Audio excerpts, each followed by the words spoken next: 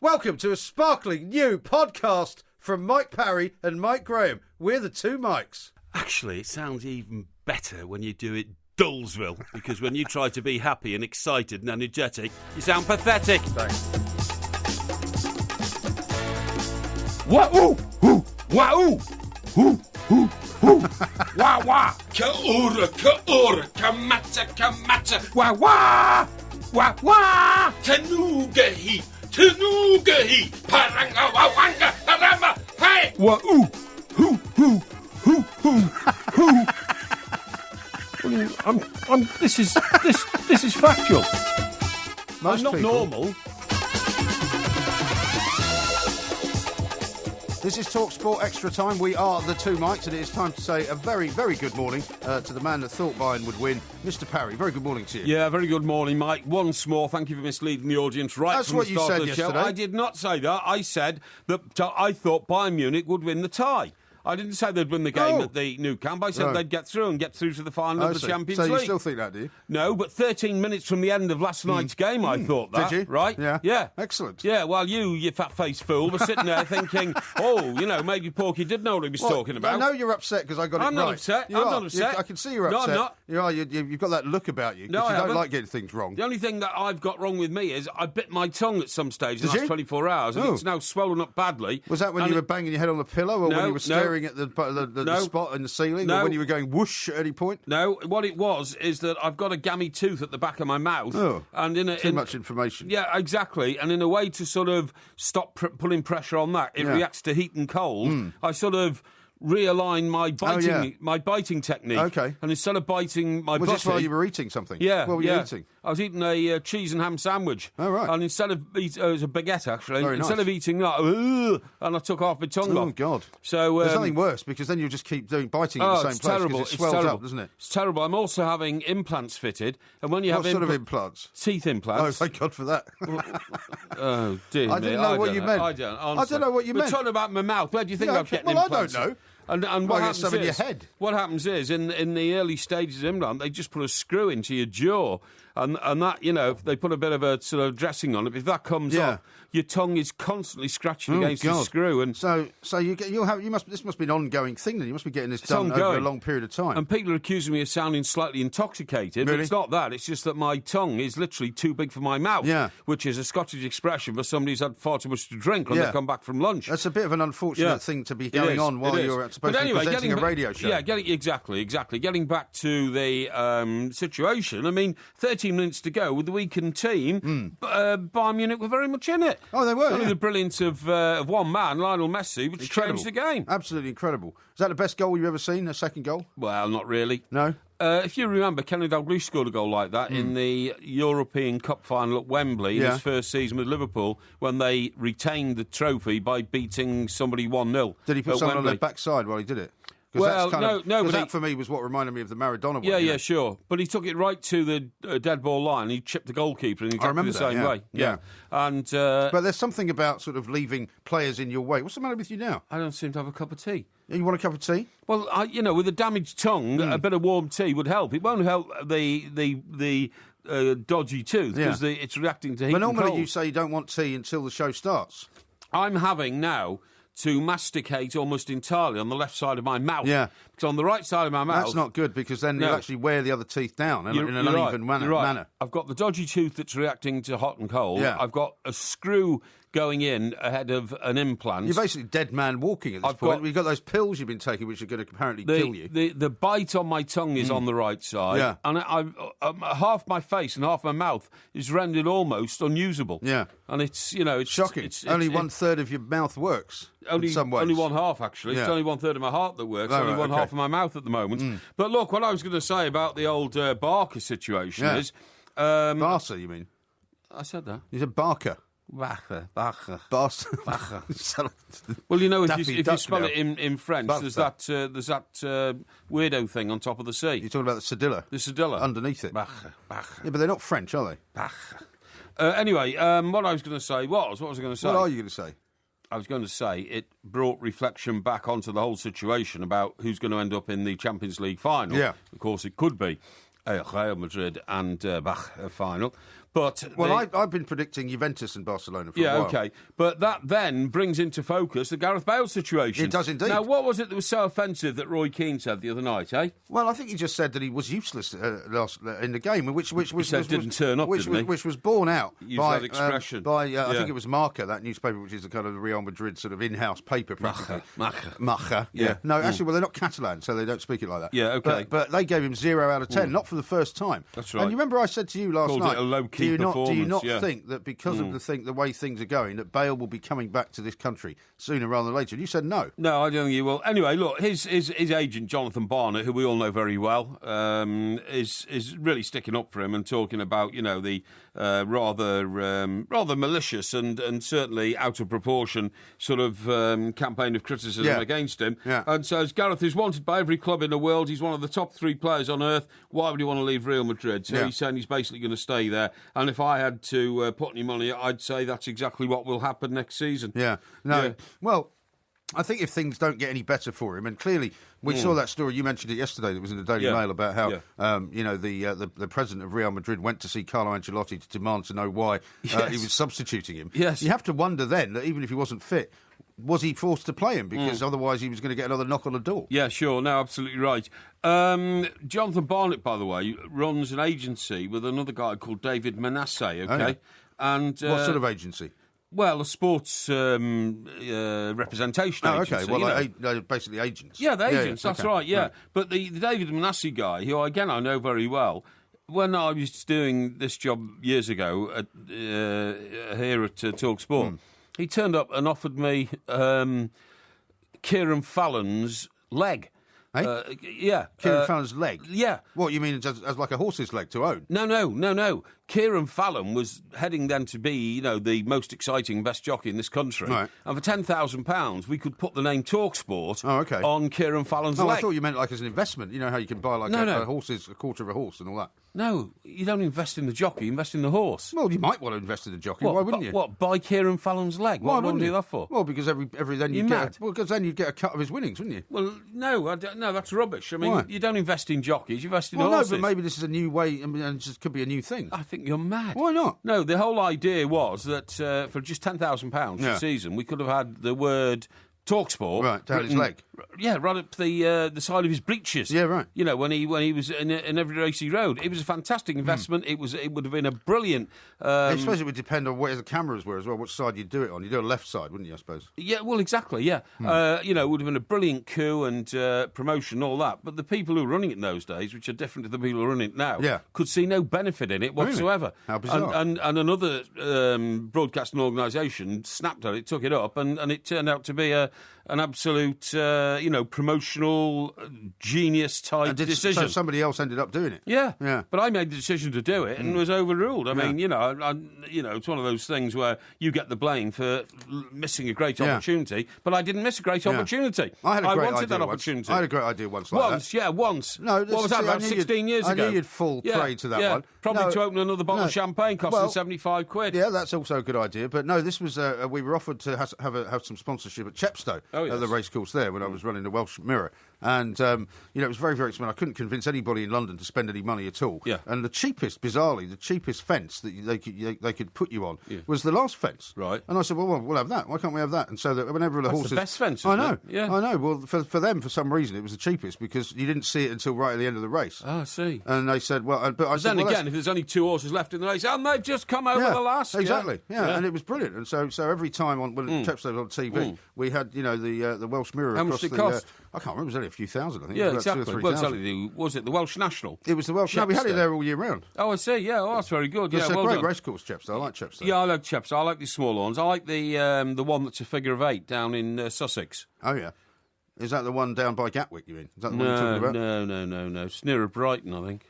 Not Lingfield. No, I know Lingfield very well. That's the one with the golf course in the middle, isn't it? Yeah, is it? I don't know. I can get there on the train to Lingfield from Victoria Station. No, I'm talking about... Well, you can get almost any race on the train. Am I talking about Plumpton? I don't know. Is Plumpton down in Sussex? It might be. I've no idea. Well, don't you know your own locality? You live in Sussex, Sussex is a very big county. Why are you being so aggressive? Well, because I've got pain in my mouth. I'm aggressive tonight. I can't help it. It's the caveman thing. If you've got pain, you take it out on people around you. Don't take it out on me. No, okay. Would you like me to... Would you like me to? I'm told Fontwell Park. It could be Fontwell. Could be Fontwell. Yeah. Fontwell, the figure of 8. That's the one. Okay. That's the one. Okay. Windsor apparently also has a figure of 8. I don't remember. No, Windsor's not a figure of 8. I don't remember that. Windsor that was where we went and I won all that money. You got really annoyed. Yes, Windsor is fitted into the horseshoe shape of the River Thames, but it's not a figure of 8, isn't it? Well, I'm told it is. But just a horseshoe. I don't remember it being that shape anyway. But anyway, we're out of time now, so we'll have to hold our horses for a moment, if you don't mind the pun. He's Mike Parry. I'm Mike Graham. Loads more coming up. Talk Sport on DAB Digital Radio and 1089 and 1053 AM. The enduring home of football. It's modern radio, only better. Talks. To Errol Brown, okay? Yeah. He was the man with the dome head who was the lead singer of Hot Chocolate, and they all made sort of records like... was it Love is in the backseat of my Cadillac, I wouldn't see you there. This is not just an excuse for you to sing a tribute to him, No. What is it? Love is in the backseat of my Cadillac. That's not one of the ones I particularly remember. Love is in the backseat or something like that. Anyway, the other one, Heaven it is. Heaven is the backseat. Right. Heaven is the backseat of my Cadillac, I will take you there. But that's not one of the famous ones. I mean, the three famous ones are the one we just heard, You Sexy Thing. It started with a kiss, right? It started with a kiss. And So You Win Again. Yeah, but look at his record, you see. This is what I was looking up. The mythology of pop music, it just grows. First of all, very, very sad to hear he's died. He had late life liver cancers, died at the age of 71. Very sad. Not connected at all to excess abuse that sometimes liver cancer is. Right. He just got liver cancer, unfortunately, and died. Very sad. But his list of records, here, Mike. First one in 1970, Love Is Life, only got to number 6. You Sexy Thing, the most famous one, only got to number 2. Yeah. Heaven is the Backseat of My Car, didn't even get in the top 20. It's 25. So You Win Again, number 1. Everyone's a Winner, only got to number 12. Yeah. Everyone's a winner, babe. That's a lie. That's a lie. I don't think that's the next line, is it? And then it started with a kiss, 1982, only got to number 5. Yeah. Now, the reason I remember that was at the height of my romantic ramblings around Chester. Oh, yeah. You know, getting my... what were you going to say? How are you going to put this? No. in which I was rounding up a coterie of young ladies who sometimes more than my one sort of Chester harem. Sometimes more than one at a time, right? Yeah, definitely. One in the secretarial pool, another one from a place of work. I was a young reporter on the local paper. Yeah. I could get into nightclubs for free. I could walk to the front of the queue, and the doorman would always... It's quite a small town, Chester. Yeah, you get some kind of reputation of being a bit of a blackguard. Not really, no. Really? I bet you did. Reputation as being a bit of a playboy. And so I was amassing... Chester playboy. Imagine that. Yeah, the playboy Chester. I can't imagine anything worse than that. So I was amassing this harem of women, but in those days... You mean harem? Harem, that's right. Yeah. Very easy to keep them all apart because there were no mobile phones, so you couldn't get caught out. Yeah, but surely there was only a limited number of places you could go. I mean, there couldn't have been that many nightclubs in Chester that you could suddenly frequent. Yeah, but you see, if it was reported back the next day to one of the young ladies, you were spotted last night at a nightclub with so-and-so, it was a job, I was working. Oh, yeah. Sorry, it was a social function I had to go to. So the lies would just kick in. Yeah, and I can't help... But what if you were spotted sort of, kissing someone or canoodling and dancing with somebody? Well, they attacked me. I couldn't help being attractive to women. They were always groping me and all this kind of stuff. You were working undercover or something. Yeah, that's right. Yeah, that was my fault. But anyway, what I was going to say is, you have those moments in life, and it's called existentialism. You come to the crossroad of life, and you have to go one way or the other. Yeah. There was one particular lady, and she said, are we going to make a future together or not? And I had to break the news to her that my reign as the sort of Romeo of Chester, my RM, was going to be broken up because I'd taken a job on a newspaper in Newcastle. Right. And she said, are you taking me with you? And I said... This is the girl that went to follow you there, wasn't it? No, it wasn't actually. No, because there was another one that followed you. Another one followed me. I find it amazing that you had this kind of, this life of the I did, of the gigolo. But the first one, who was a long-term girlfriend, 4 or 5 years, even then, and I was only about 22 then, I said, no, I can't. I said, I see a huge life in front of me. I want to go places, and I can't have any baggage, And, it's not a very nice way to refer to a woman. I didn't actually say that to her, but that was what I was thinking in my head, no baggage. Right. So I was she in love with you? Oh, she was very much in love with me. So I was going my own. So guess what happened? What was her name? Her name was Trudy, actually. Trudy? Yeah. And so guess what happened? Just the day before I left, a package arrived at my house, and guess what it was? Was it ticking? No, it wasn't ticking, no. And it was very thin, and I thought, what is this? Yeah. And it happened, I tell you what it was. It was Hot Chocolates, So You Win Again.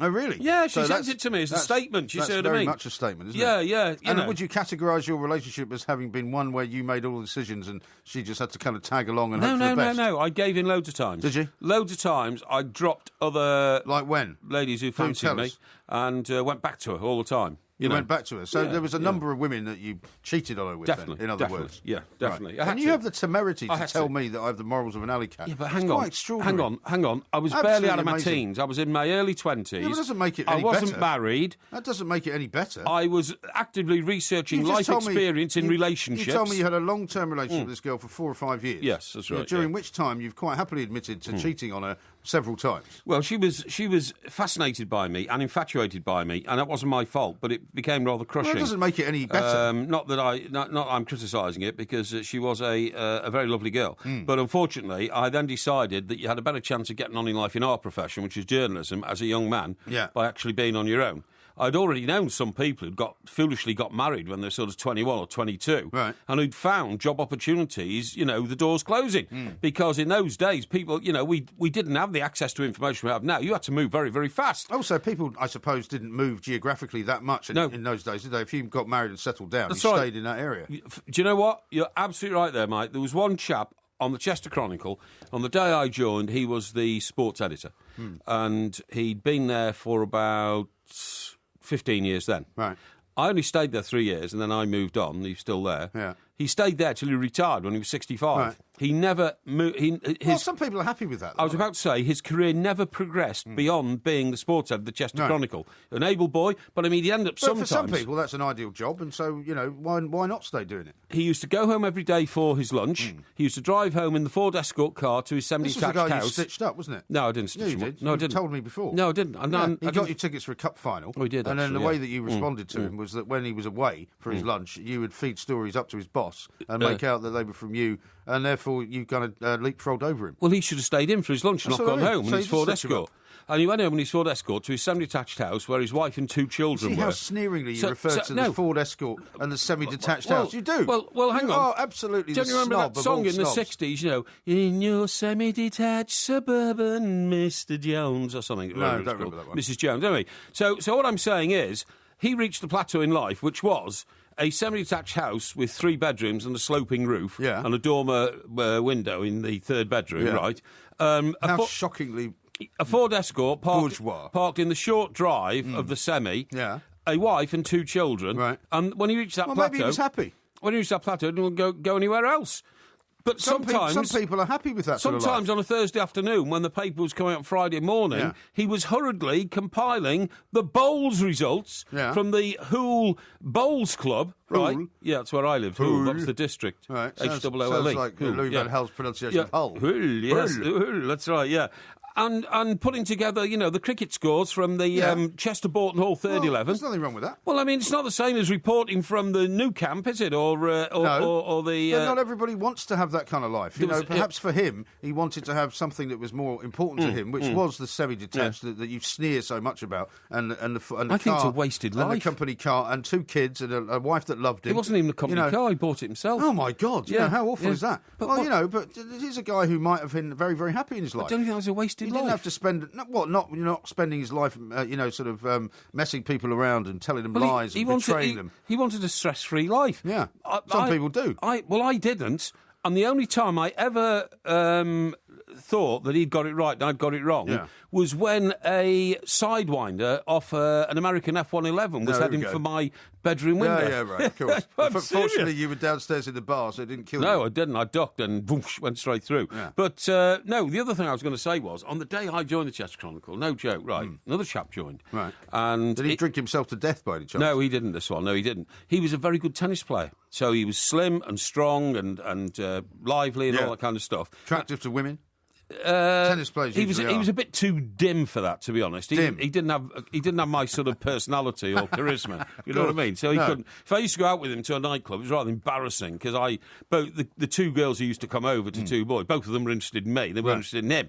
So it was rather embarrassing for me, because I was the centre of attention. Yeah. But anyway, you hate that, don't you? Well, no, you hate being the centre of attention. But my point is, I only stayed 2.5 years on the Chester Chronicle, or 3 if you include my 6 months training. Right. Then I moved on. You've seen the time, by the way. I moved on my meteoric career, right? Have you seen the time? This guy, I'm not joking. Yeah. 22 years later, I got a note from him saying, I've done it, and he'd just become the editor of the Chester Chronicle. Had he really?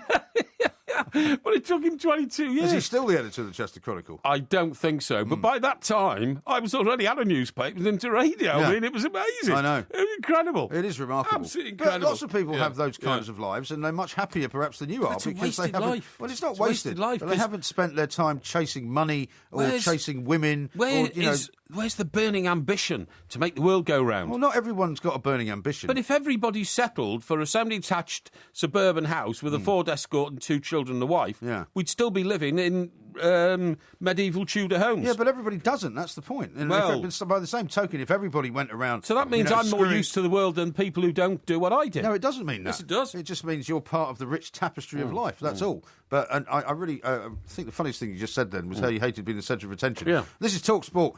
We are the Two Mites. Loads more coming. We are the Two Mites. There will be a podcast coming out a little bit later on. Podcast went smoothly this morning. There was no problems with it. I hope you noticed that. Well, I did, because I gave you such a terrible shellacking about your inability to deliver the morning before you actually got your Aris into gear. Thank you very much indeed. And while on the subject of that, here's one from Dave, who's tweeted out the Two Mites. Nothing wrong in having a wife and 2 kids. Does Porky after all his conquests in Chester, which, funnily enough, by a bizarre coincidence, he's spelt incorrectly as cheetah. Oh, really? Which actually works for you, doesn't it? No, it doesn't. And listen to this one from Becky. Oh, yeah. She says, I missed out being a woman. As a man in journalism, could have worked, drunk or rogered myself to death. What?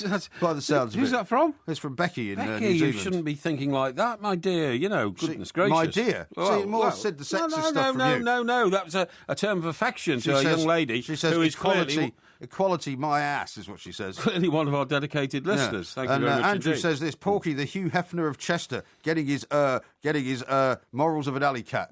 So now I'm afraid the tables have been turned. Well, they haven't, because I was a very young man then, and I wasn't supposed to be leading a life of moral responsibility. It was in the period when all young men go around sowing their wild oats. So this is the real reason you never got married, because you didn't really want to have to adhere to a moral code. No, not at all. I wanted to adhere to a moral code. I just felt that you had to build yourself a career in life, because what was the point of ever approaching a woman and saying, I would like you to be my life partner, marry me, if you were you're not meant to just approach them and say that. If you were a stumble bum and you didn't have anything to offer. Yeah, well, you see, this is where you lack confidence in your own charisma. No. Because you think that the trappings of your middle-class snobbery are what attracts women to you. Because you've got a great car, or you've got, a house that's bigger than a semi-detached house with a terribly kind of, low-class window in it. No. That's as you think that because you've got a penthouse. What do you mean a low-class window? Well, you said the guy with the semi-detached house had some kind of dormer window. Dormer window. But you said it with such a sneer that I assumed that you meant anyone with a dormer window somehow less well off than you. The reason I was a great sort of, to use a 1970s word, bird puller, right, in those days was, well, no, I'm not using that these days. It's just a colloquial expression from those...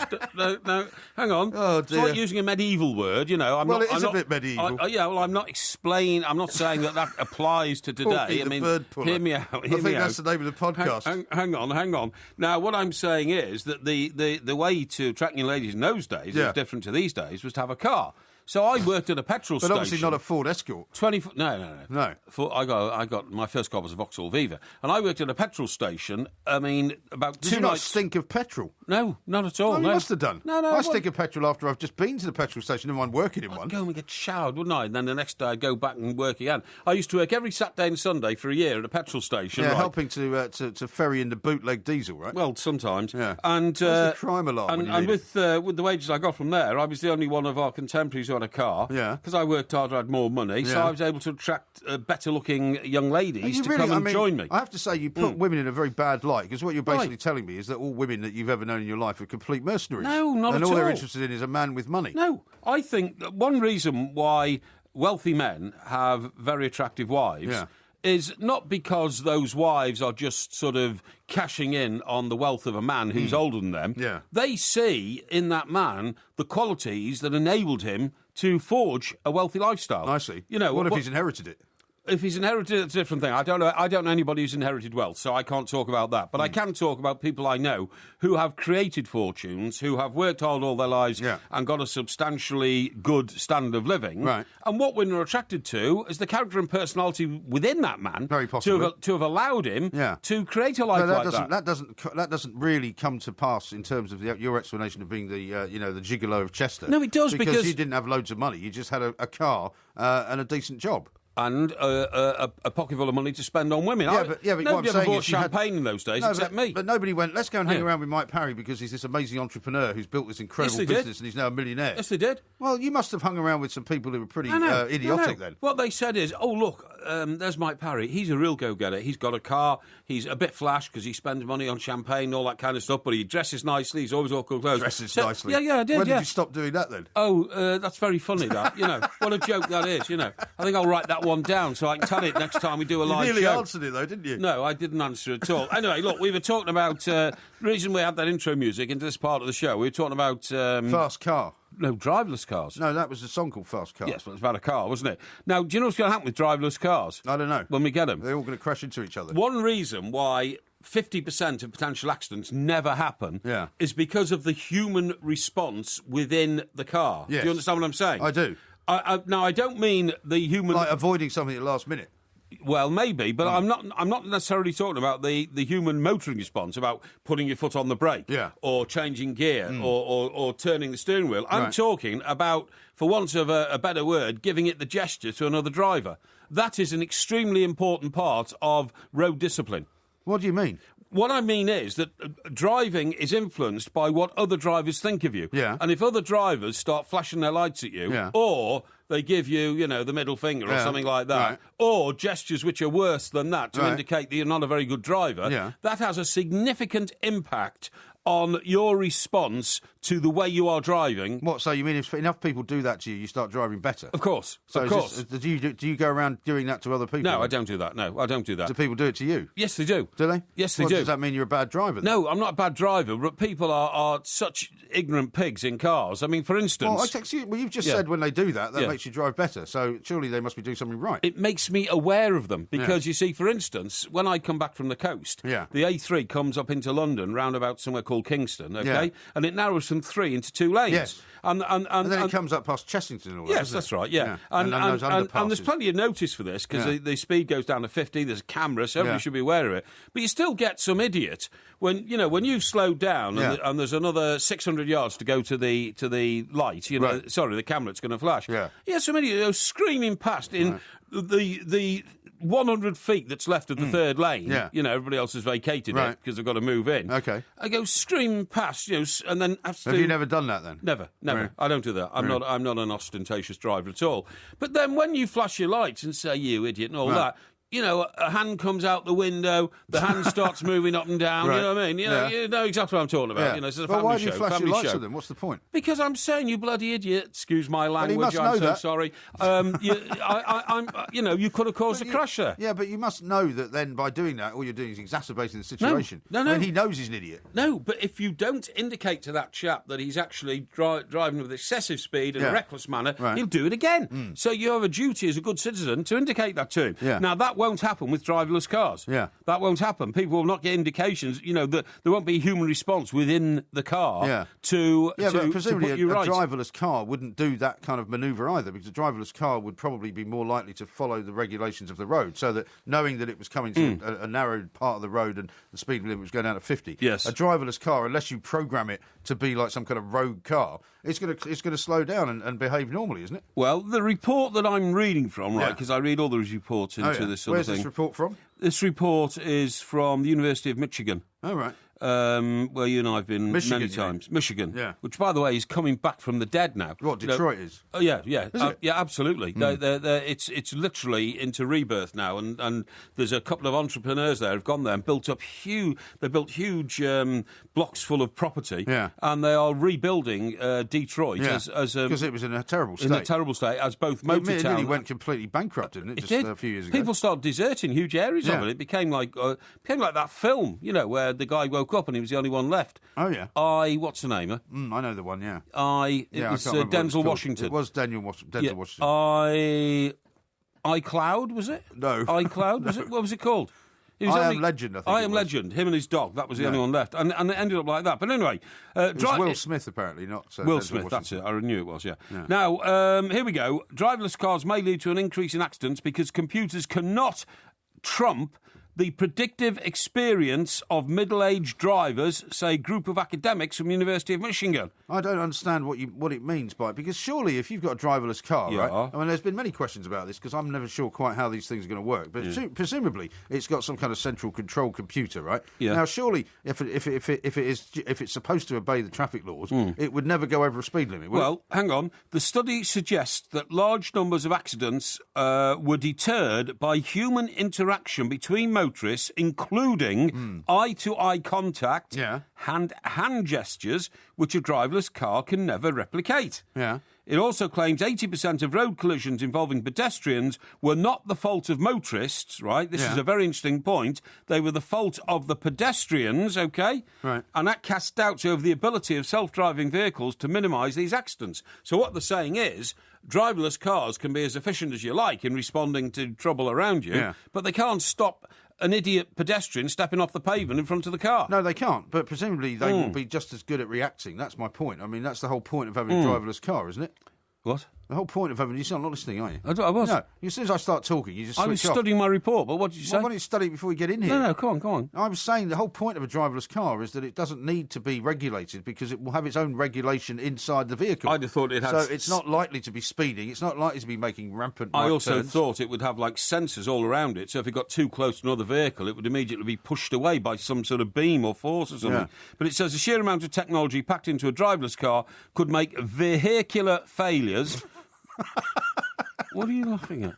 That's a proper pronunciation. Vehicular. It is. Vehicular. Yeah. Was he one of the the gods of the Norse men or something? No, it says here in the report, vehicular failures involving brakes, tyres, and I'm sorry, but you've got to be stopped being a bit more sensible about these things. I'm trying. Lives are at risk here.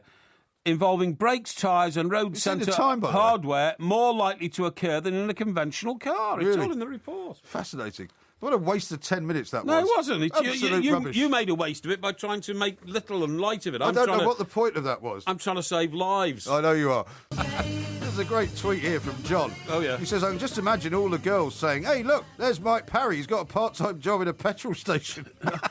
Oh, yeah? Really? Fantastic. Oh, yeah? And it's Becky, just mockery. Becky has sent one in saying, tell Porky I like my men oiled, old, ill, loaded and expecting death. Porky could be the next Mr. Hobbits. That's all right. No problem at all. I haven't got a problem with that. OK. And here's one from Sean who says, the women were very impressed by Porky's Model T Ford with the man walking in front with a red flag. Oh, ha, ha, ha. Very funny. Yes. No, Model T Ford, they didn't walk in front. No, the Model T Ford was the one that made Henry Ford's fortune. Yeah. Wasn't that the famous quote, you can have it in any colour as long as it's black? You can have it in any colour as long as it's black, which only bankrupt Ford, because what happened was other car companies like Chrysler and, the other famous American marques were growing up and they started making cars in other colours. Right. And it took Henry Ford 5 years and the company nearly went bankrupt before he relented and let his son, whose name was... Henry Ford's son was... Was it not Henry Ford Jr.? No. He named a car after him and the car was a complete failure. Yeah.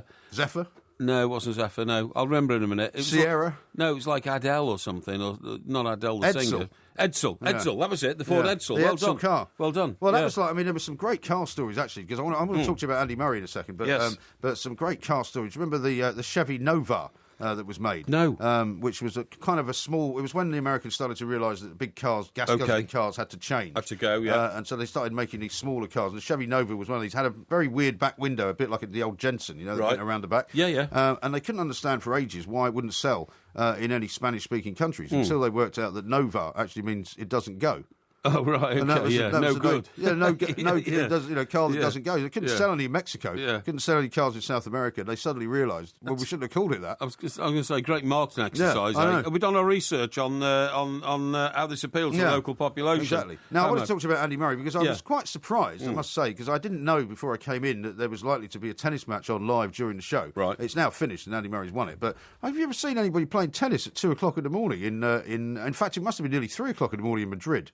Well, they do go on. And but I've never seen it that late. I've known them go on till after 1 o'clock in the morning. Certainly. Well, only if it's like towards the end. They didn't start till 1. No, that's how. Oh, they didn't start till 1. They didn't start till 1, and there was hardly anybody in the stadium. I think you've got to understand the continental way of life. Okay, it's very different to ours. Have I? Like, for instance, whenever I'm on the continent, When was the last time you were on the continent? Last time on the continent? Can't be that recent, can it? No, I'm not sure, actually. Did you see, by the way, on Twitter today, people were sending out a link to a DVD or a video that's on YouTube of you during the 2008 World Cup, would it have been, or 2008 Euros, maybe? No, that was the...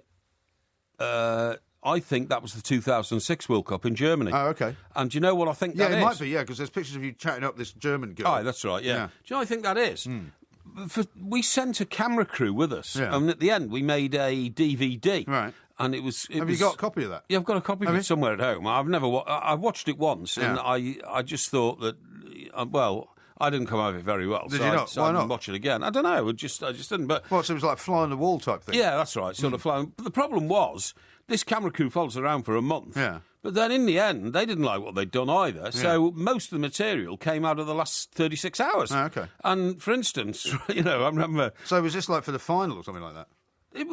I'm not sure how it all happened. It was a bit doomed because, for instance, somebody nicked a camera with all the stuff in it in one location. Yeah. I think that was actually in the location when England went out that night, and the camera disappeared at the same time. It was where Jose Mourinho won his and where all the wags were, and Champions League. No, I'm trying to remember which one it was now. But it's where Jose Mourinho, when he was manager of Porto, won his first Champions League. Okay. The German stadium, Gelsenkirchen. Oh, okay. It was in Gelsenkirchen, definitely. Okay. So the camera got nicked and a lot of material went there.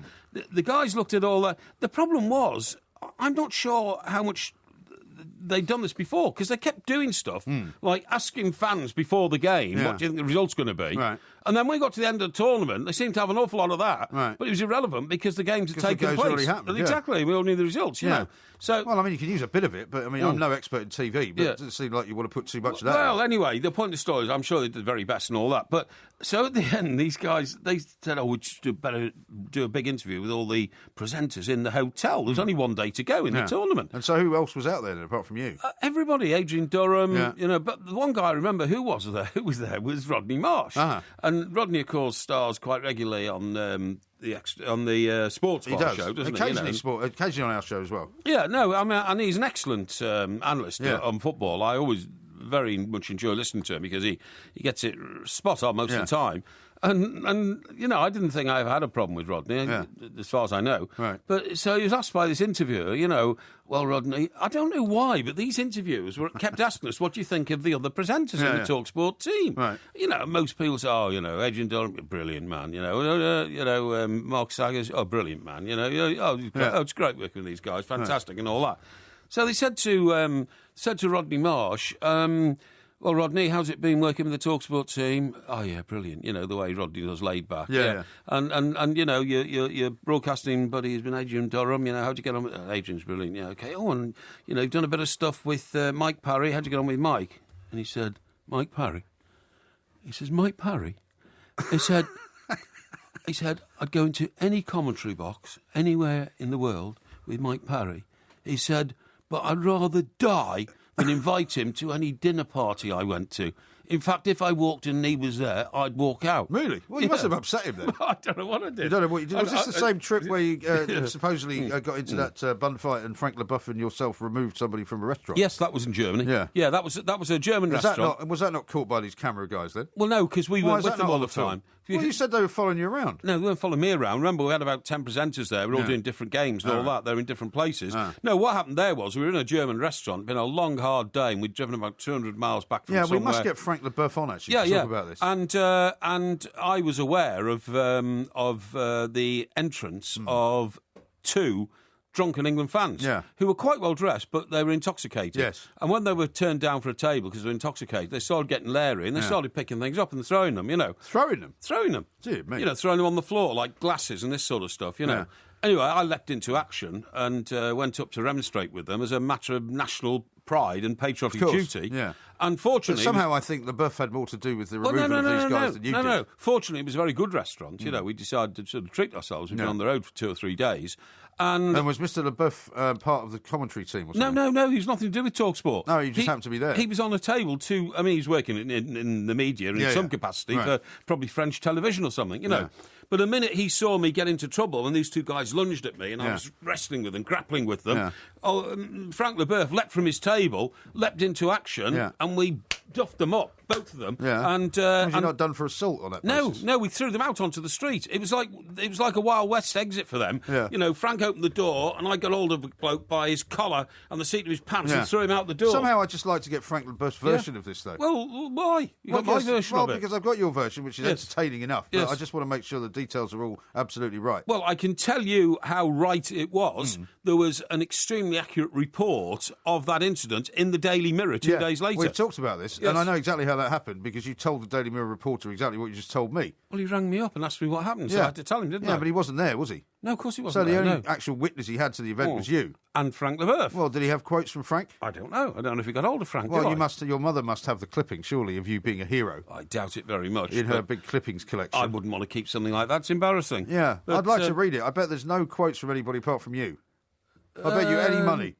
Maybe there's not. Maybe they couldn't get hold of Frank. I don't know. Yeah, maybe not. Yeah. You know, mobile phones weren't massive in those days. No. Remember that? No, of course. Anyway, so we're talking about Andy. We were talking about Andy. I've just never known a tennis match to go on that late at night. It just seems remarkable. And literally, as Russell was saying, there was hardly anybody there. There was only about 20 people watching it. Yeah, but this is what I'm saying about the continental way of life. Yeah. Now, you know, you go to... I haven't been to the continent for quite a while, actually, but I used to go there like 6 times a year. Yeah. And you know as well as I do that you don't even go out for dinner till 10 o'clock at night. Right, yeah. And you probably have a few drinks there, and you probably sit down at 11. You probably don't get up from the table till 1 o'clock or half 1. Yeah. And that's why I strenuously object to our way of life being linked to that of the continent, because if they get their way, one of the rules that the European commissars will introduce will be that we have to have siestas in this country in order to make our working timetable the same as the continent. Siestas are quite nice, though. No, siestas are rubbish. I don't mind having siestas. Why would you want a siesta in Manchester where it's raining? You have a siesta in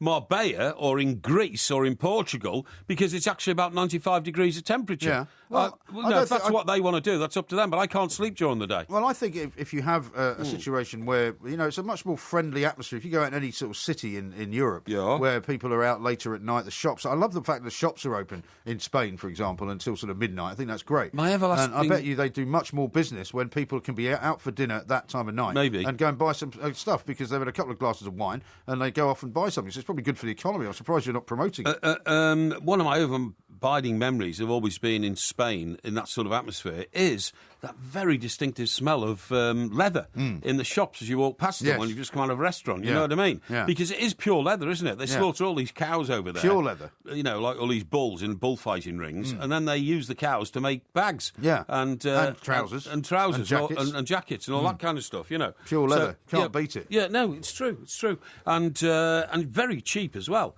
You know, I used to buy dozens of pairs of shoes over there because they were so cheap compared to the shoes in this country. I know. And the leather was softer, nicer. Yeah. Used to go back and tell people about my continental slip-ons. You know, were they like loafers, were they? Yeah, kind of loafers, that's right, I can just imagine. Yeah. David says this, the reason Porky drew a blank with the ladies is he never allowed them to get a word in. If he was selling petrol at the weekends, what happened to watching Everton? Well, I mean, Everton didn't play in the summer, which is mostly when I did it, during my school holidays and that sort of thing, okay? And the other answer to that is that even if I worked all day Saturday and all day Sunday, I could still finish at 1 o'clock on a Saturday and go down the train station, 5 minutes walk away, get the train over to Liverpool, which used to get me there at 2:20, and then walk up to Goodison, no problem. No problem at all. Brian in Islington has texted into 1889. Dear Mr. Graham, the Eurovision Song Contest is fast approaching. Given his tendency to sing loudly in an out-of-tune and irritating manner, it's surely Porky's natural home. Perhaps the listeners should start a campaign to have Porky represent the UK. He couldn't do any worse than others in recent years. I suggest after his recent car-pinching revelations, he could do a cover of the Beatles' Baby, You Could Drive My Car. Baby, you can drive my car, bum, bum, bum, bum, bum. Yes, I'm gonna be a star. Yeah, I know that one. I wouldn't mind entering the Eurovision Song Contest at all. I wouldn't. Well, why don't you ever go at it? Well, I think you'll go through some sort of vetting process, practice rounds, haven't you? Yeah, isn't there an elimination process? Well, they have. Is it a bit like the X Factor? And all I think it is now. Yeah, they try and drag it out. It's some horrendous thing, but it's not very good. Now, coming up, we've got Porky Vision, right? So I don't know if you can give people a taster of what you're going to be telling us about. Well, let me just tell you this: there are certain programmes on telly which reproduce Britain in a different age, a sort of yesteryear, you know what I mean? Yes. And it brings back the memories of how life was. And you ask yourself all the time, was life better in those days, or is life better now? Yeah. That's the debate we can have during Porky Vision. So that's the theme. A number of programmes that take you back. Excellent. If you love the Two Mics podcast, you'll love the live show. Weekday overnights from 1am on DAB Digital Radio and 1089 and 1053 AM and via the TalkSport app. TalkSport, your Premier League station with exclusive commentaries every weekend. What an absolute corker! TalkSport. For a time, he's Mike Parry, I'm Mike Graham. There will be a podcast coming out in about 5 or 6 hours' time, and just follow us at the Two Mics and you'll find out all about that. Now, talking about matters of the heart that you were discussing in the early part of the show, did you see that story yesterday about Tiger Woods talking about this brutal split from Lindsey Vonn, who was, of course, the champion downhill skier? Yeah. He's saying that basically he hasn't been able to sleep since they broke up, which tells me, presumably, that she sort of dumped him rather than the other way around. They've been together 3 years, right, which I didn't even know about. Yeah. What amazed me was it was taking up huge acreage of the sports pages when, in my view, the idea that Tiger Woods, the most famous golfer in history... And one of the richest men in the world. One of the richest men in the world, richest sportsman in the world, certainly, had gone through another devastating separation from a new partner after getting over all the problems that he had when he was with his first wife. Yeah. That to me was almost front page stuff, certainly page 3 or page 5, and I couldn't understand it because it was written from the point of view as, will this affect his comeback in golf? Golly, it was much more devastating than that, the way he talked about it. Because he actually said it openly at a press conference that he felt a bit tired after playing 9 holes, right? Yeah. At this championship that he's playing down in Florida, I think. But he's a bit like you. It says that he normally, even when he was at the height of his powers, he would get by on 4 or 5 hours sleep a night. Yes, well... But now, having not slept you can't play golf after not sleeping for 3 days. You start hallucinating, wouldn't you? You start hallucinating and you get very, very tired out there on the links. Mind you, that's an interesting thing, I saw some report recently about benefits of sport and all that kind of stuff. Apparently, whereas golf used to be the absolute exercise that you needed to keep you fit and healthy, how far would you walk? 6 or 7 miles for a game of golf, wouldn't you? Yeah, I guess so, yeah. Something like that. Now, you don't. Something like 7,000 yards normally. Something like that, yeah. What it is now is everybody jumps onto a buggy. Well, not really, not so much in this country. And not only that, Mike, you don't carry a huge heavy bag around with you anymore, which was great exercise, isn't it? When your clubs crashing around. But I mean, I wouldn't say in your bag on your back. I wouldn't say the majority of people that play golf in this country go on buggies, because an awful lot of courses don't allow them unless you've got an absolute need to get into one. Like Harry Redknapp, when he said, when he was on TalkSport, he has to go around in a buggy. That's right. But there's a lot of courses where you're not allowed buggies. No, especially in the winter. That's absolutely true. But certainly in America now, when I used to play in Connecticut, in fact, set of my clubs are still in Ivan Lendl's golf club up in Connecticut, Right. Do you think they haven't been cleaned out? Probably. Certainly when I was a member of a couple of golf clubs, I mean, if you didn't go anywhere near a locker for several years, they basically just chuck you out and give the locker to somebody else. They probably have. I reckon if I turned up there tomorrow, they probably wouldn't be there. But there we are. Right. But no, I agree with you. I thought it was a huge story of another, terrific emotional upheaval for Tiger. But the purist in the sporting world decided to link this to his comeback plans, Yeah. Will it be devastating for him again? Right. Talking about romantic liaisons, by the way. This story was knocking around the last couple of days about a bloke who was he's a pensioner, he's 68. Right. And he decided to go online and pretend to be somebody else. Right. That's not an unusual thing to do, Not an unusual thing to do. You have to be very, very careful. I mean, some of these young ladies who send us rather nice messages on Twitter and all that kind of stuff, and quite alluring pictures, how do we know those pictures are of them? Yeah, well, you don't. That's the problem. We don't, do we? I mean, that is the great mystery of going online dating. Yes, exactly, yeah. Well, this is what happened to this guy. So what this guy does is, right, he puts in a false picture. He describes himself as a slim model, age 27. He's actually 68. He's bald. Right. And he's fat. This must happen to lots of people, mustn't it? Yeah, but listen how stupid this was. I mean, this is almost unbelievable. He would lure the women to his flat. Right. And said that, he likes playing sexy games. Right. what sort of women were being lured to his flat? Well, I don't know, but listen to this. He said, I like to play, this is in his notes, Tom, I like to play sexy games, but because I'm a great advocate and was an advisor to the best-selling book 50 Shades of Grey, you see. So these women thought, well, that's interesting. Right. So these women are all expecting a bit of light S&M or some bondage or something, I think. Well, certainly a bit of hanky-panky, you know what I mean? Quite right. So not rumpy-pumpy, though. No, not well, I don't know. Maybe the hanky-panky led to a bit of rumpy-pumpy. I don't know. It's all a bit of a process, isn't it? The hanky-panky, rumpy-pumpy situation. It is. But anyway, in his flat, what he'd say is he'd wait with the lights off, right? He'd open the door in the dark, order them to turn round, put a blindfold on them, right?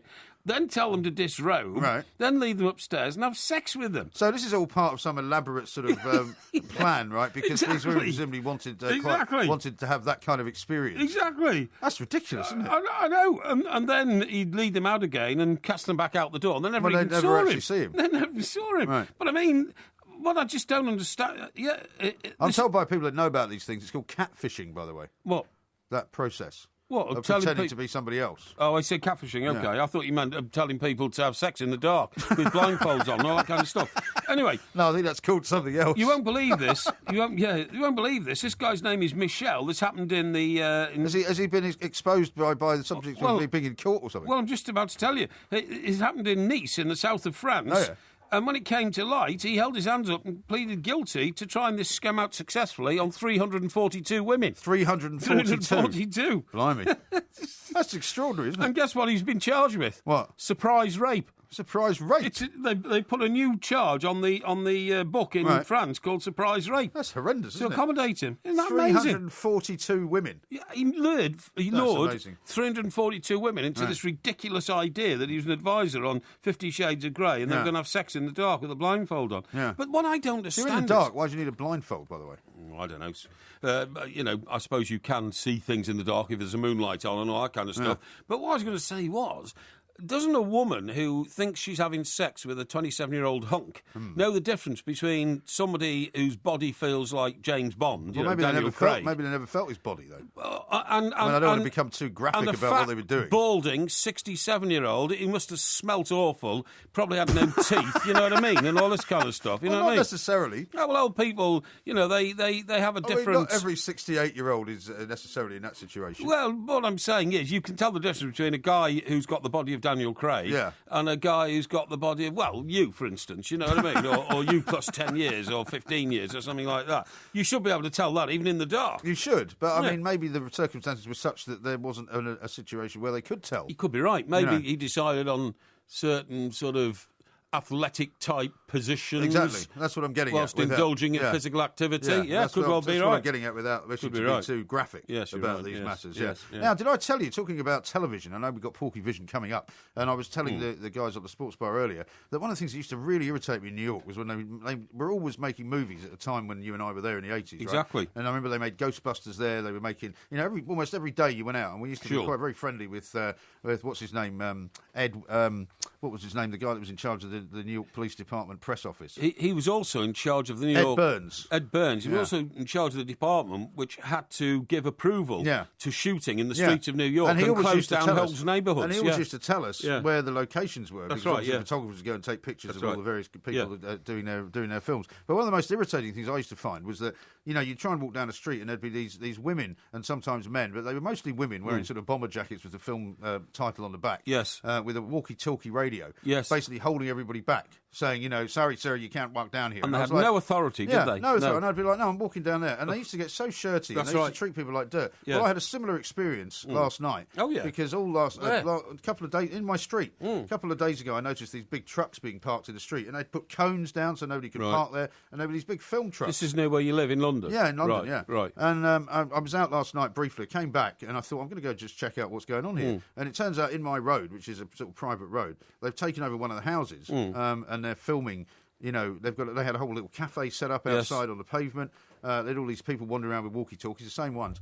And I had to ask 4 of these women with the walkie-talkies who completely ignored me. Right.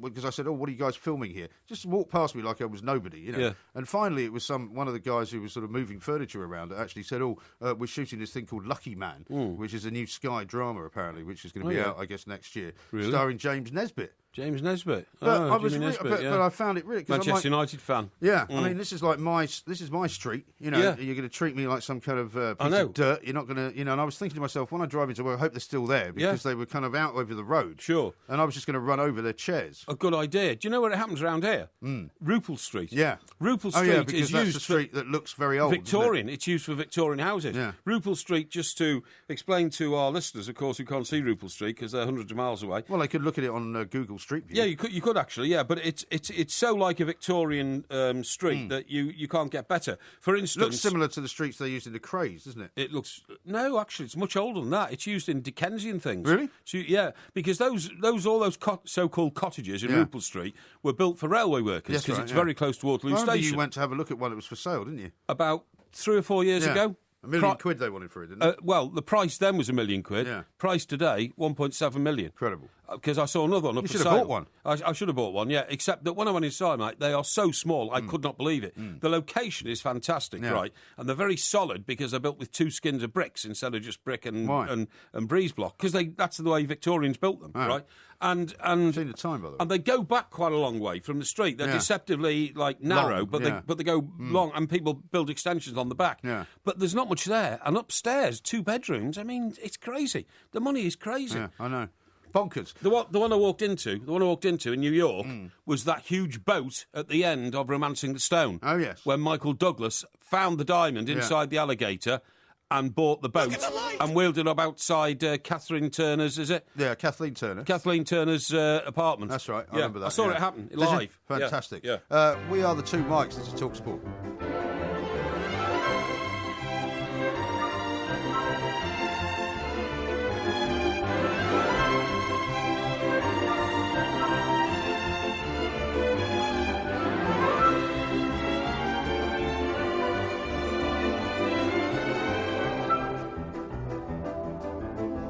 This is TalkSport Extra Time. I'm Mike Graham, he's Mike Parry. A podcast will be coming out in about 5 or 6 hours' time. Porky Vision coming up very, very shortly. Sure. Looking forward to that. Now, tell us about an update, because this, of course, signals the campaign that you're launching, that you launched last week against obesity in this country. Yes, I'm trying to launch... It's amazing, actually, how when you launch these campaigns, how very shortly thereafter a whole flurry of stories suddenly appears. It's because I'm on the ball. You sure it's not because you're feeding these stories to people? No, I'm on the ball. All right. Now, what about this one here? Councillors have blocked plans for a new takeaway in an area where too many residents are overweight. OK? See, that's a bit like social engineering. Well, I totally agree with you. Yeah. Right. So Mohammed Rafish applies to open a fast food restaurant selling fish and chips, kebabs and fried chicken. OK. Rafish and chips. They could have called that shop, couldn't they? Could have called what? Rafish and chips. Rafish and chips. Isn't that a good name? It's ridiculous. That's Mohammed Rafish is the name of the bloke who owns well, his name's Rafish, so why don't you call it Rafish and chips? Pathetic analogy. Anyway, so it's fish and chips, kebabs and fried chicken. Yeah. The council down in Plymouth, in a place called St Budo, which I suppose people in Plymouth will know. St Budo? St Budo, yeah. I mean, it's very French, because it's on the coast. It's near France, I suppose. It's nowhere near France. Well, it's opposite France. Obviously, French influence. It's not particularly opposite France. Well, it is a bit. Plymouth? Yeah, it is sort of. It's around on the southwest coast of Britain. Yeah, but you know what I mean. People from France. Dover's near France. Yeah, that's right, yeah. Anyway, never mind the pernickety little things. Yeah, let's worry about the details later. Apparently, the local councils say, according to their tests, they've got much higher levels of obesity there. And if the plan is approved, it means that a quarter of the shops in the centre of St Budo would be takeaway food shops, and the council have decided that's not good for the local people, OK? Yeah. But the thing is, you're absolutely right. This shop's been empty for a year. So you know what it's like when you get a row of shops, a parade of shops, half of them are empty. Yeah. It's Deadsville. It is. So and people complain about this because they'll say all you get really is charity shops, all you get is takeaway food shops. And the reason for that is because their rates are so high. Exactly. That either you can do it for nothing as a charity shop or you have to sell fast food. Yeah, I totally agree. Business rates in this country are a disgrace, and it forces people, as you quite rightly say, to have to get into a business where they know they're going to get... This is where 99p shops come from. The cash turnover and the cash flow is very good. Yeah. But anyway, look, to go on with this, so the Plymouth Council refused permission for the takeaway. They said that it was because of parking concerns. Problem is, there's lots of vacant shops around there, and according to local people, there's plenty of room to park around. Now, 25% of adults in Plymouth and nearly 1/3 in St Boudou. I've never heard of this place. How do you spell it? Budeaux. Oh, okay. But it's apparently... I'm not going to look it up, I've just never heard of it. Yeah, it's a suburb of Plymouth. Right. Now, so that's nearly 1/3 of people in this area are obese compared to the national average of 23%. So that's why Plymouth take it down. Now, in Plymouth, they counted 160 takeaways, right? Yeah. And 8 in the St Boudou shopping centre, which has 37 units. They're saying that a quarter of all the units in St Boudou are for takeaway food. But like you, Mike, this is one thing you and I agree on. Of course it's social engineering. If a man has got a commercial plan to open something... To open a business, which becomes a facility to local people, because loads of people go to takeaway food shops. The Indian, the Chinese, the pizzas, their fish and chip shops. Or they're one of the big chains. Yeah, one of the big chains. What right has the Plymouth Council got to say, oh no, we don't want any more takeaway food shops in this area? Right. That is, I totally agree with you, that is Big Brother. I think it is Big Brother, and it's restraint of trade as well. Yeah. I'm looking at pictures of this place as well. Right, what's which it look looks like like? it's got a sort of pedestrian-style, walking area there. And you can see betting that's shops right, there. yeah. You can see a couple of banks. You can see a couple of pizza joints. I find that ludicrous that they're going to say, well, people can't park there or some nonsense like that. Yeah. I mean, it's one thing to say we don't want to have too many takeaways around schools because you don't want kids going out for fish and chips every lunchtime. But, I mean, that's a different situation altogether. I think that's mad. I think it's bonkers. They apparently But surely in Plymouth... as part of your obesity campaign, you would be in favour of this.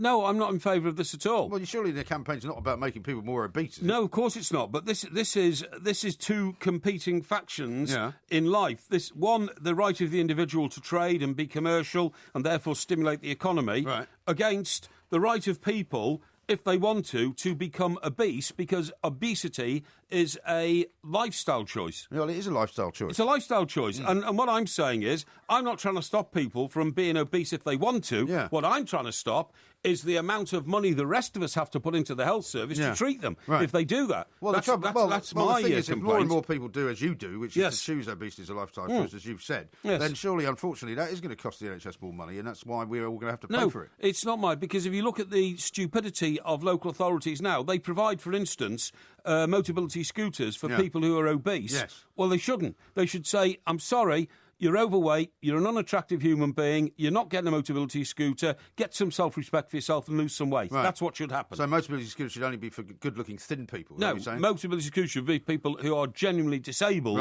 who have restricted movement and who would be confined to their homes if they weren't able to use a Motability scooter to get out occasionally, to go shopping, to meet their friends and all that kind of stuff, okay? Yeah. I'm all for that. But this is... Do you know what this is? Plymouth, the council, have introduced the Plymouth Plan. Okay? Yeah. Ooh, the Plymouth Plan. And part of the Plymouth Plan is to produce a healthy and fit population. Oh, really? Yeah. And how's that going? Not very well, I I've suspect. no idea. No idea. You know what I would do if I was a local newspaper man, which I'm not, obviously? Yeah. You'd go down to the council and start taking pictures of the councillors coming out of the council chamber and see how many of them fit in with the new Plymouth Plan.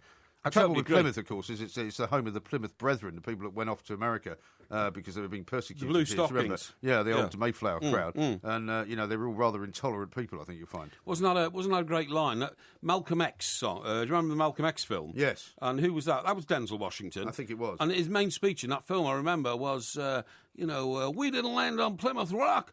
Plymouth Rock landed on us. Yeah, true. It is absolutely true. Very yeah. true. Now, how about this story to tell you about? Oh, yeah, go on. The back page of the Express. Okay. Long National cut short. I'm sure you'll have a view on this. Says the official distance for the Grand National entry has been cut by a furlong after a new story found that many of Britain's tracks were shorter than previously thought. This is a weird story. You know more about horse races than I do. I knew that story was coming up about the tracks being too short because I've heard trainers complaining about it. Yeah.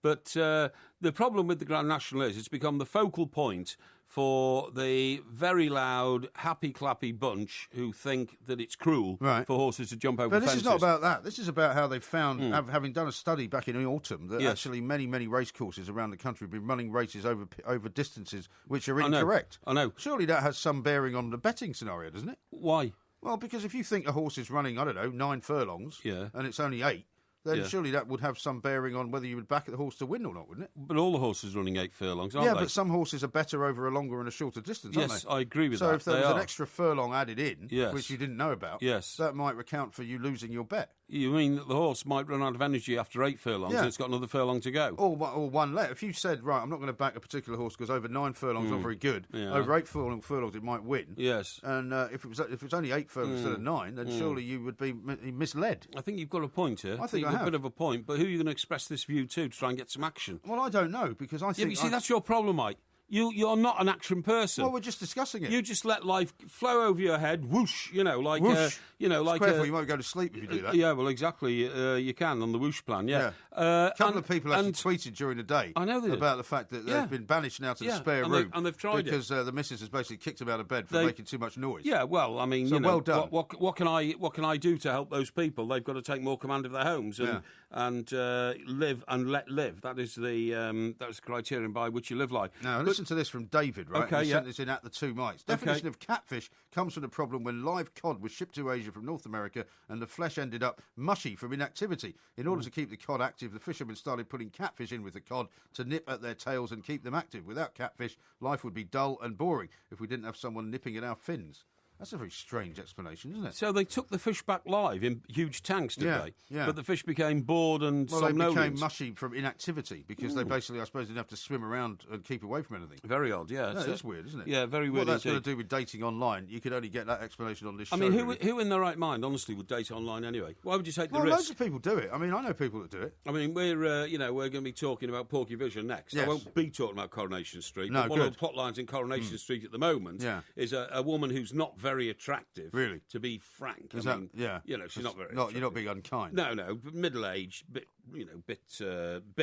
big. Really? And straw hair like thing, and not very, her face isn't a bit plain and all that. And she's she's going online, and all these guys are turning up, and you can see immediately when they look at her, and they think, it's not what I thought you looked like. Because you can, any woman can make herself look beautiful for about 30 seconds by putting makeup on. And that's what women do, I think, when they go online. Don't you? Well, maybe they use pictures of somebody else. Yeah, well, they could use with pictures of somebody else. With the blindfold. Yes, exactly. But more of that coming up. Porky Vision is next, with apparently nothing and no mention of Coronation Street. This is Talk Sport. That's right.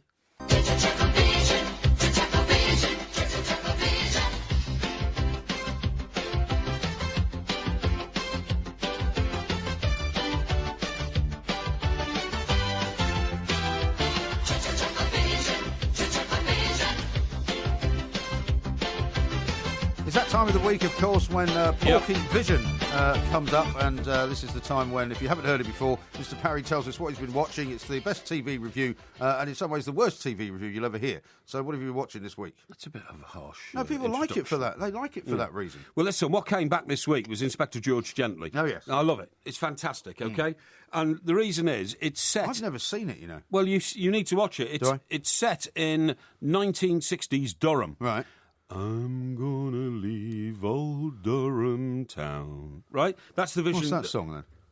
Roger Whittaker. Roger Whittaker? Leave old Have you Durham lost control town. of your senses? I'm gonna leave old Durham town. This is not some, Butlins camp you're sitting in. Me down. Roger Whittaker was a very, very famous folk singer. Yeah, I know, but he's and been that got dead to a long number time. 2 or 3. Yeah, I didn't even know he was dead. Well, is he dead? I'm pretty sure he is. Well, I haven't seen or heard from him lately. In fact, I haven't seen or heard from him since about 1964, but that's irrelevant. Right. I might have to check that now.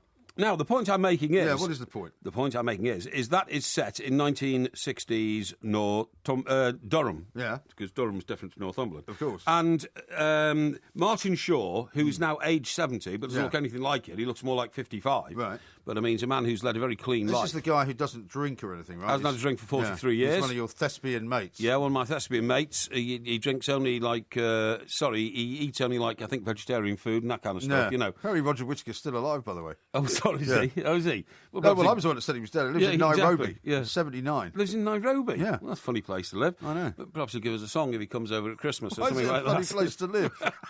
Well, not a lot of people. You've got to live somewhere. Yeah, but hang on. The last time we saw him, he was in a rocking chair outside Durham Cathedral, giving it Durham Town. Well, maybe he prefers why did he emigrate to Nairobi? Maybe he prefers the weather, you know. Yeah, maybe he does. Yeah. Funny place to go. But anyway, there we are. Oh, well. So, we'll get him on the show one night. Get him on the show one night, definitely. Put a call into Nairobi. Yeah, okay. Yeah. Get me Nairobi. No, that's right, yeah. Get me Roger Whittaker, Nairobi. He made another song. What was it? King of the Road he did, didn't he? No, that was an American guy, 50 cents. Yeah. Room to let 50 cents. Ain't got no money, got no sense. Roger Miller, maybe. Yeah, that's right, yeah. Anyway, so what you like about Inspector George Gently are the cars. Because there's a Ford Corsair, which my dad once had, you know, after he graduated up from the Morris Minor. With the sort of pointy wings at the back? Yeah, no. That was a Zephyr, No, that was a Zephyr. Yeah. The Corsair, actually, the bonnet and the boot both sort of moved down at each end of the car to meet each other, if you see what I mean. Very strange. Curved. Yeah, sort of curved, that's right. Yeah. Ford Anglias, all this kind of stuff, you know. And also, the suits that they wear are so ridiculously sort of, naff and tight and all that. Yeah. But you look at it, and you say to yourself, was it a better way of life in those days than it is now? Well, I suppose if you were going to make that argument, for some people maybe it was, but for an awful lot of people it wasn't. Well, you see, this is a good point. It wasn't for the working classes who were sharing one bathroom between four houses. And with no real social mobility. No real social mobility. But it was in the sense of Sundays were better in those days than they are now. Because one of the scenes was shot on a Sunday. Yeah. And, of course, they couldn't find a shop open to buy cigarettes and all this kind of stuff. Well, how's that better then? Well, because we should have a quiet day, a day of rest, a day of the Sabbath, a day of the Sabbath. Absolute rubbish. A day of the Sabbath in which we can all withdraw from the hurly-burly of life on the other 6 days and actually say... Well, that's every day for you, isn't it? You can withdraw whenever you want. You can withdraw and decide not to do anything. What are you on about? Well, because of the way that we work. If you don't particularly want to get involved in a hustle and bustle, you can withdraw to your penthouse apartment and never go out. I'm never not doing anything. If I'm not, involved in something to do with broadcasting with you, then I might have to deal with a major sort of property situation, which I have to get sorted. Do you ever do that on a Sunday?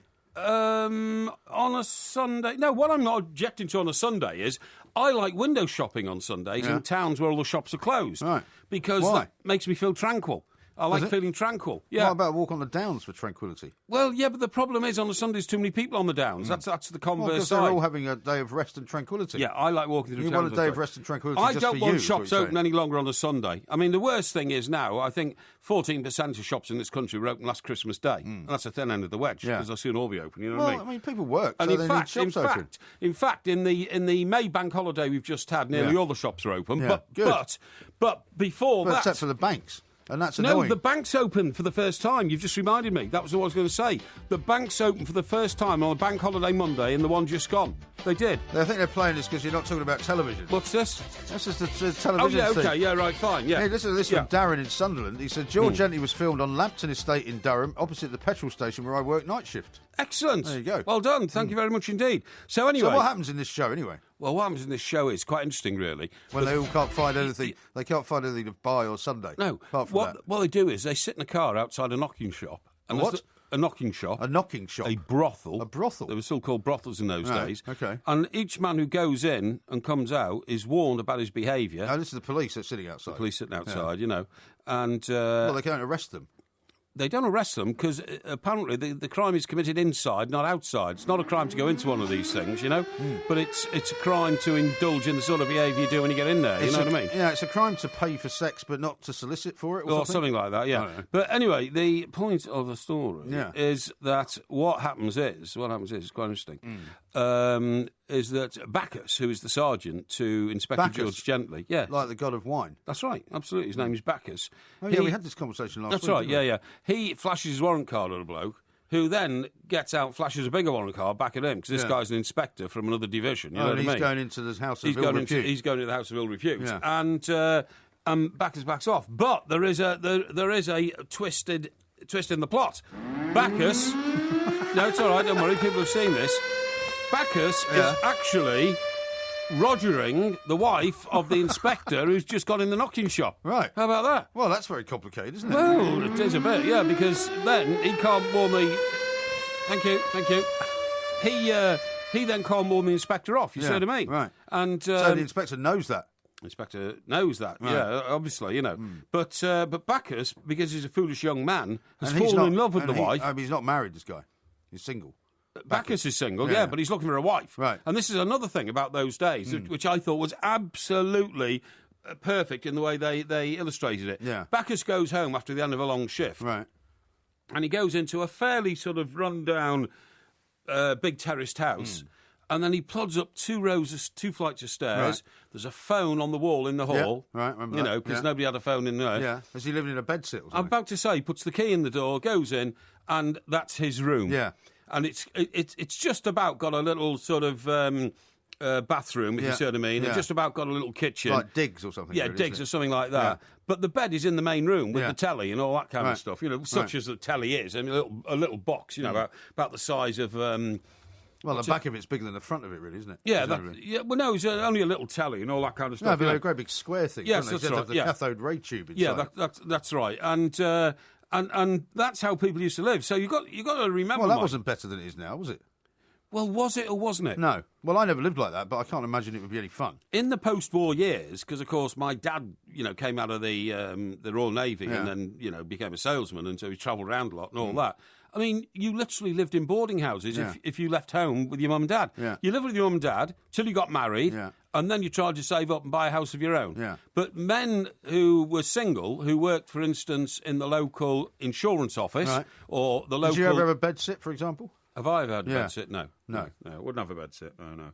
So when you first moved out of your house, Yes. your parents' house, where did you live? I lived in a house with two other fellas in Newcastle when you know, we were all working on the same paper. Then I moved to Birmingham, and I was very lucky because it was a new town, Redditch New Town, and there's a thing called the Redditch Development Corporation. Yeah. And they were building like literally hundreds of single-person flats to attract people to Redditch and all that kind of stuff, which they would rent to you, centrally heated, garage underneath, fully fitted kitchen and bathroom, £10 a week. Wow. It was brilliant. Yeah. Absolutely Well, brilliant. that was good. So we talk some more about television. Yeah, well, I'm trying to talk to you about it, but you keep diverting. Well, we've only done one show so far. Hang on. So the whole thing ends up, you know, with a long, dreamy walk along the pier at Durham and all. Oh, yeah. I don't think there's a pier at Durham, actually, but somewhere around there. And you know what I mean? And this kind of stuff. And you think it was a quieter, more genteel way of life. Now then, that whetted my appetite for the quieter and genteel way of life in the past. What do I do then? I decide to look up a few old episodes of Heartbeat. Heartbeat. Why do you miss when my baby kisses me? But there's so many new TV shows out there. No, but what I'm saying is that reminded me of this nostalgia boom started with Heartbeat. Right. And ever since then, there have been things like The Royal. Yeah. Right? That's another one. Is that an old thing as well? It's an old mate of mine called Sinbad is an actor in that one. Oh, right? the one He from plays Brookside. the porter. That's right. Yeah, he plays the porter. Yeah. Okay. And then a spate of them. And to this day, they're now making all these. I mean, for instance, Scylla. Remember Scylla? Oh, the show about Cilla Black. Sheridan Smith, was it? Yeah, and all that? Yeah. When was that based? Based in the 60s. Right. People have now a huge appetite and a huge thirst for nostalgia going back to the post-war years, the 50s and the 60s, more particularly the 60s, But is that maybe because fewer people actually remember them, and so they can look back on it and they can be as inaccurate as they like, because an awful lot of people weren't alive. It's what I call the "we could leave our back door open" era. Right. Do you see what I mean? Well, I never left my back door open. What does that mean, though? Well, people felt they were safe. They Exactly. weren't but there was plenty of crime. Exactly. No. You know, people thought, oh, no, leave our back door open in those days. We used to go to bed and leave the back door Actually, open. I didn't have a back door when I grew up because we lived in a flat. Yeah, of course you did. Yeah. If you had a back door, you'd have fallen. Couple of floors down. That's right. Yeah. Well, we had a back door, but we didn't leave it open because we lived in a respectable neighbourhood, obviously, but we didn't want anybody climbing over the wall and coming into the house for obvious reasons. No, because what were they coming for? The great food you were eating in there? Well, no, we didn't even have a fridge. When I remember when I grew up, my mum used to leave the milk out in winter, and the birds used to peck the silver foil on the top of the bottle and drink all the milk. So in the end, you had to put like a guard on top of it. But we didn't have a fridge till I was about 7. Right. Well, I remember our first fridge being delivered to the house, and it was like we'd moved into the 28th century. You know what I mean? It was amazing. Yeah. Before that, you had a larder. And what did you put in the fridge when you got one? A lot of pop. because I was always worried that the pop was warm in the summer. Seriously, of course. Couldn't make the pop cold. That was the stuff you nicked from the pop lorry, presumably. No, that was years later when I was about 19. I was driving the Corona pop wagon, and I used to exchange a case of Dandelion and Burdock for a case of beer off the beer lorry and a tray of cakes from the baker's van. Yeah. Yes. Shocking. Yes, that's what we used to do. More crimes reported. Here's Mike Porky Parry. I'm Mike Graham. All coming up next. On DAB Digital Radio and 1089 and 1053 AM. A terrific performance. Turn of pace and eye for goal. Shout about it. Talk sport.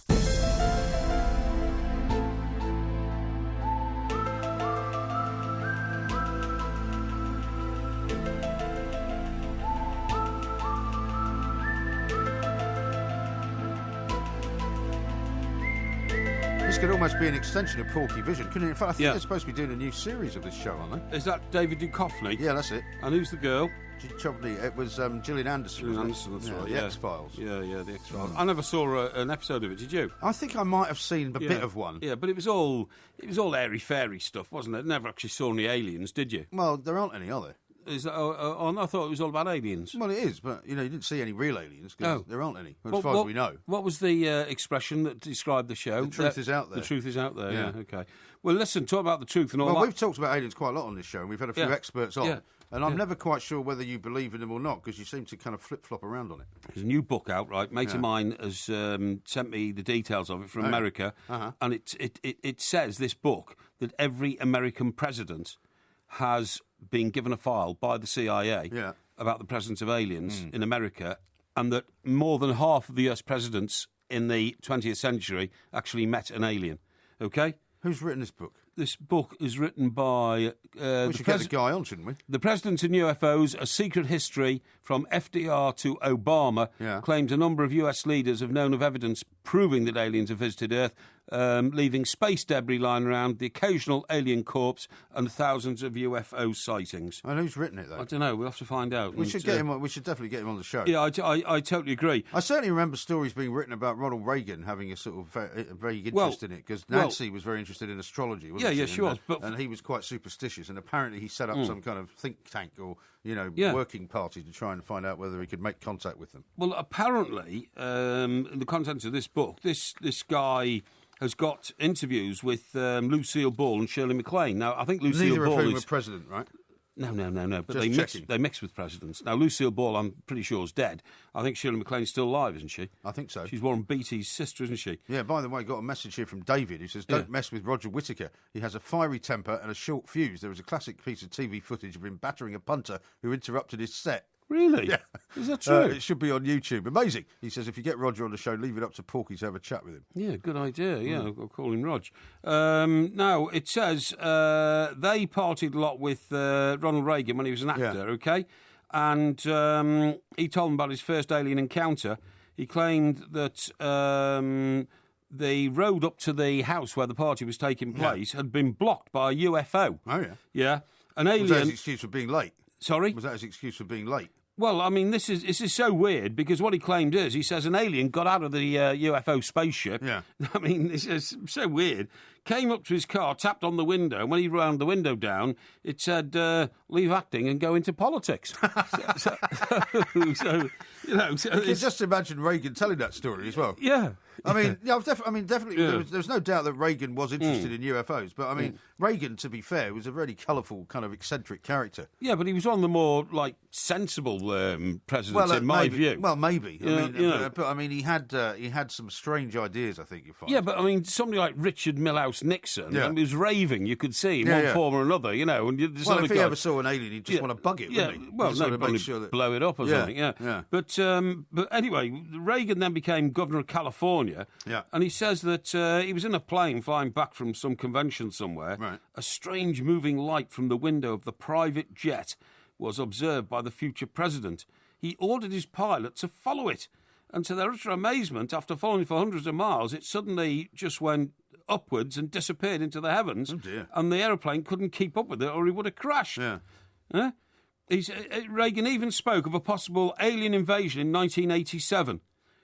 I ask, is not an alien force already among us? Yeah. I mean, that's Men in Black, isn't it? Well, it is, yeah. Yeah. But also, that's why he called the Star Wars program the Star Wars program. 'Cause Yes. it was about sort of defending the Earth by putting these, sort of missile shields up into the atmosphere, above the Earth's atmosphere. Yeah. But, I mean, calling it Star Wars was a definite clue, wasn't it? No, not really, because the Star Wars shields that he was going to construct around the Earth weren't to stop missiles from other planets. No, I know that. But hitting us. They were to stop Russian missiles yes, I know that. coming down into America. No, I know that, but he called it Star Wars because he had this kind of fascination with aliens and science Well, hang fiction. on. There was the Star Wars franchise of films already out at the time, I know, so it wasn't that different, was it? That's what he called it. That's what he called it after. That's my point. Yeah, well, he said Star Wars movies are full of... Have you ever seen Star Wars, by the way?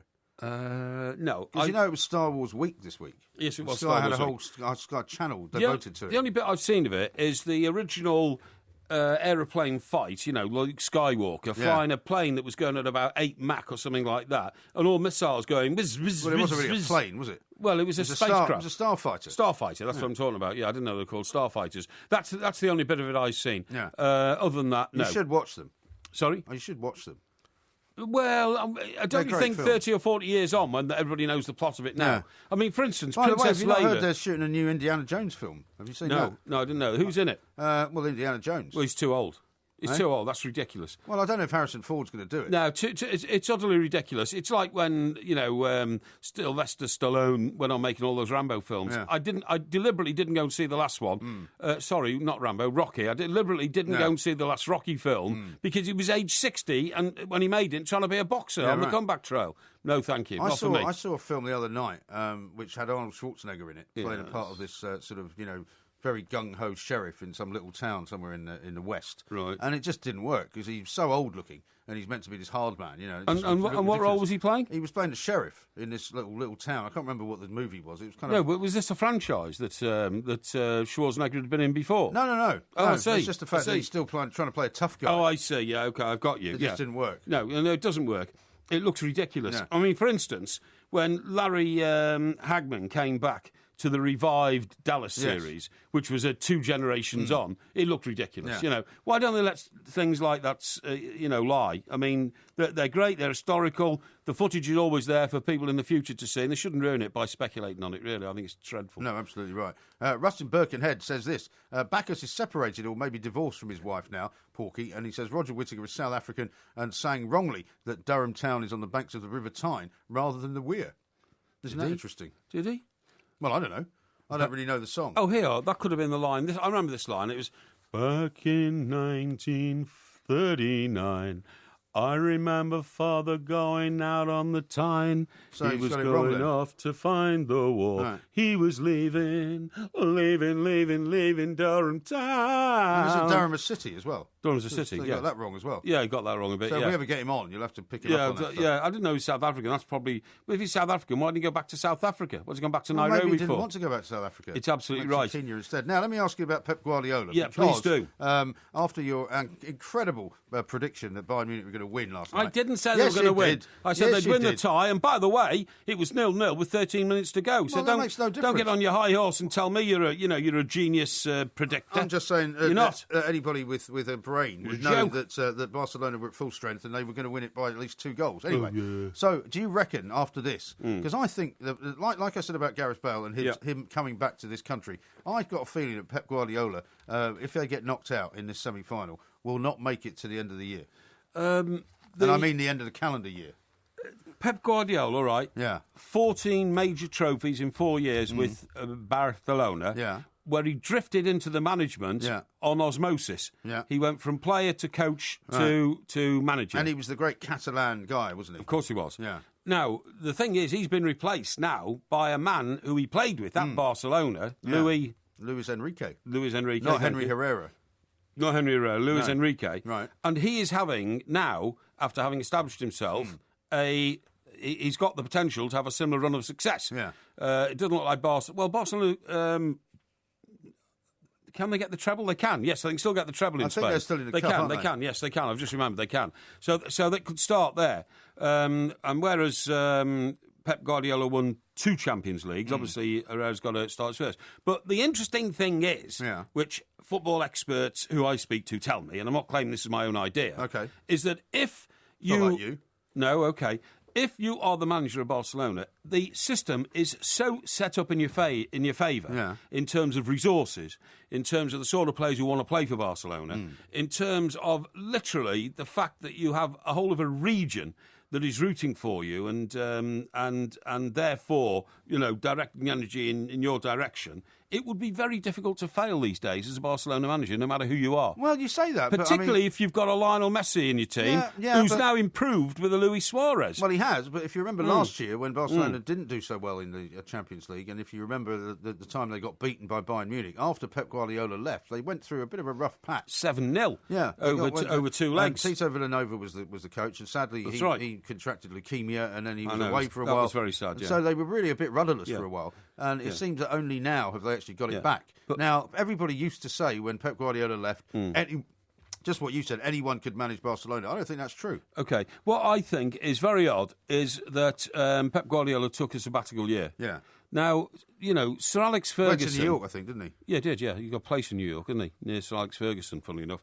And Sir Alex Ferguson would never have dreamed of taking a sabbatical year. No. Why would you do that? No. If you've got a career plan and you want to start amassing trophies until you get a record number, you don't take a sabbatical year. Well, maybe he felt that for his personal life and for his well-being, and he just wanted to get out of football for a year. Or maybe he felt that I'm going to be found out. Maybe he felt I'm going to be found out at some stage because the team was in need of renovation. And it has been renovated by Luis Suarez being brought in and other players filling the midfield slots that have now been vacated. Yeah, but that's only because when you're on your career track, as you have been all your life, you don't ever want to leave it. I mean, you don't even take holidays, for heaven's sake. Well, and this is a guy who was under an incredible amount of stress while he was at Barcelona. How can you be under stress if you're winning everything all the time? Well, because it's not easy. No, I don't understand that. Winning is not easy. No. Losing is much easier than winning. I know it is, but losing is much more stressful than winning. Isn't. No, it's not. Winning, I can promise you, Mike. I disagree. I can promise you, because I disagree. Because of my experience of winning myself, I can tell you that winning is the most relaxing thing in the life you can do. But you can't win at everything. If you're a loser, you're under pressure all your life because you feel like a bum and a failure. All right, well, let me put it to you this way. You feel like a bum and a failure, and you put pressure on yourself because your self-esteem disappears. You're totally wrong. Have you seen the time, by the way? I've only got 10 seconds to explain this to you. Stop whinging then. If you're a loser, then you're under no pressure to win, right? So that's no pressure. No, that's not true. If you win, you are under pressure to win constantly, and nobody can win constantly, and that's why it's more stressful. No. You'll never understand it because you never won anything. No, winning becomes a habit, and you enjoy it, and it relaxes you. Well, it hasn't become a habit for you, has it? Losing is death. Is it? Cheerio. This is Talk Sport Extra Time, and with the two mics. Tomorrow, of course, it'll be an election special, and we'll have a Porky quiz thrown in as well. So it's all going to be very, very exciting stuff. I'll see you for that very, very exciting night, Mr. Parry. Thank you very much. Oh, indeed you will. Right, well, indeed you will. I'm just saying I'll see you tomorrow. Yeah, of course you will, you loser. Don't forget to come back tomorrow for another sparkling, as fizzy as a bottle of champagne podcast from the two mics.